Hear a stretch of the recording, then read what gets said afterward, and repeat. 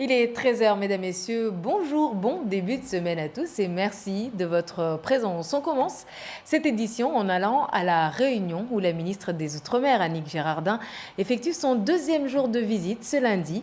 Au programme, discussion ce matin autour de la société réunionnaise de demain sur les bancs de l'université en présence de Nathalie Rougeau et Jean-Claude Toyer. Société pour une Réunion plus juste, plus égalitaire et plus durable. Cette revendication forte des Gilets jaunes était au centre des débats ce matin à l'Université de La Réunion. Saisis par le président de région en novembre, 2 conseils consultatifs dont le Césaire ont présenté leur rapport à la ministre des Outre-mer. Un constat et des pistes qui ne datent pas d'hier, d'où une révision de la méthode pour tenter de parvenir aux objectifs. En reprenant nos travaux antérieurs et en les mettant en transversalité, c'est de se rendre compte qu'on a déjà dit beaucoup de choses sur le pouvoir d'achat, l'emploi, les revenus, mais on les a peut-être jamais suffisamment reliés ensemble. En faire une tresse. Baisse des prix, augmentation des revenus, développement de l'emploi local. Tout ça ne se fait pas en un instant, il y a tout un processus à faire. Face à une triple fracture sociale, civique et territoriale, le Césaire propose de tirer les prix vers le bas et l'emploi vers le haut, de mener une évaluation de l'octroi de mer, de s'attaquer aux positions dominantes et de développer les initiatives citoyennes. Un projet d'avenir qui nécessite, selon l'État, l'adhésion de tous. À force de peut-être ne pas avoir su apporter les vraies réponses, parce que franchement, la vie chère, ou les salaires sur lesquels nous devons travailler, l'emploi dans ce territoire, c'est quand même pas d'aujourd'hui. Il faut juste avouer qu'on n'a pas réussi. On n'a pas réussi pourquoi ? Sans doute parce qu'on n'a pas voulu tous ensemble sur les territoires d'outre-mer y arriver. L'État n'y arrivera pas seul. Ce rapport du Césaire sera remis demain au président de région. Ces travaux devraient servir de base au nouveau modèle de société tant souhaité. L'île de la Réunion confrontée par ailleurs à une immigration clandestine venant du Sri Lanka. En un an, 7 bateaux sri-lankais ont fait une traversée de plus de 4200 km pour allier les côtes réunionnaises et pourtant leurs autorités font tout pour les dissuader de partir de façon clandestine. Antoine Garnier, Géraldine Blanda. Les autorités sri-lankaises ne restent pas les bras croisés face à l'immigration clandestine. Dernière illustration en date, la semaine dernière avec l'arrestation d'une trentaine de migrants qui faisaient route vers la Réunion. Je pense qu'on a un très bon système de renseignement. Ce n'est pas facile pour quelqu'un de partir en bateau sans que les services de renseignement de la marine, la police ou l'armée ne soient au courant. La marine sri-lankaise est en première ligne dans le combat contre l'immigration clandestine. Pour maintenir sa souveraineté et lutter contre la pêche illégale ou différents trafics, elle dispose d'importants moyens. Est-ce alors la corruption qui permet à certains navires de passer à travers les mailles du filet? Aucune certitude là-dessus. Les passeurs sont prêts à corrompre n'importe qui, mais la marine fait son boulot. Et ce n'est pas évident de faire la différence entre un bateau de pêche qui part pêcher et d'un bateau de pêche qui quitte le pays. On est une petite île, mais vous voyez, il y a des bateaux partout. Donc certains réussissent à partir. Au Sri Lanka, c'est un délit de quitter le pays sans autorisation. Mais seules les personnes impliquées dans l'organisation du voyage risquent une peine de prison. Mayotte, la échappée belle, le cyclone Idai, plus puissant cyclone de l'océan Indien depuis 10 ans, est passé tout près de chez nous pour frapper la côte est africaine. Bilan provisoire au Mozambique, 127 morts, plus de 150 000 sinistrés et des milliers de disparus. Les dernières images commentées par Michel Bertil. La ville côtière de Beira, touchée par l'œil du cyclone.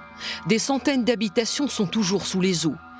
Idai aurait fait pour l'instant 127 morts au Mozambique, mais aussi au Zimbabwe, pays frontalier, et au Malawi, où l'on voit arriver, grâce aux moyens de l'armée, l'aide alimentaire.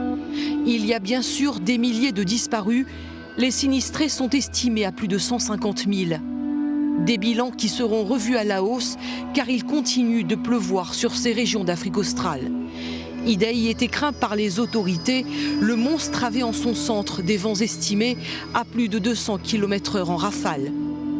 Les moyens de communication endommagés ou détruits, il est difficile de savoir comment évolue la situation sur place. On sait juste qu'Idai est venu s'ajouter à des précipitations dévastatrices en début de mois. Dans le reste de l'actualité, une question pour un champion spécial Outre-mer. C'est pour bientôt. En effet, l'émission de France 3 qui a fêté en novembre dernier ses 30 ans s'apprête à faire le tour de l'Outre-mer du 24 au 28 juin prochain. N'hésitez donc pas à vous faire connaître si vous voulez participer à l'émission. Reportage de nos confrères d'Outre-mer Première. Un indice chez vous. J'habite loin, très loin de Paris. Je regarde beaucoup la télévision. Je suis un fan de l'émission. Je suis peut-être le prochain candidat de questions pour un champion. Car oui, le célèbre jeu télévisé proposera une spéciale Outre-mer fin juin. Dans le public ici, on est ravis. Ouais, c'est vraiment un talent. On a toujours des choses qu'on apprend. Et puis, ça fait travailler les ménages aussi. L'animateur, lui, prépare déjà ses questions pour pimenter le jeu, comme il dit, et mettre vraiment l'accent sur l'outre-mer. Samuel Etienne, impatient de se retrouver face à face avec tout ce petit monde.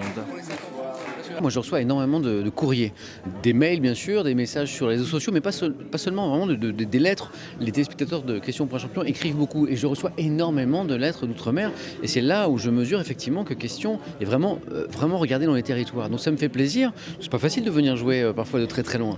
Donc ça me fait plaisir justement d'aller vers ces téléspectateurs-là pour qu'ils viennent aussi jouer physiquement sur ce plateau.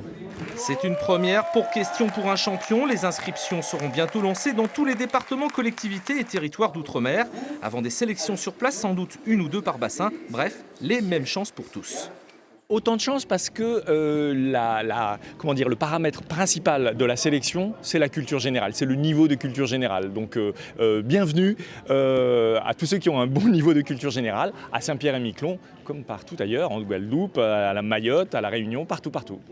16 candidats seulement décrocheront leur billet pour 4 émissions à la suite dans les studios du Pré-Saint-Gervais, en espérant évidemment un ticket pour la grande finale du vendredi et un titre de champion d'outre-mer.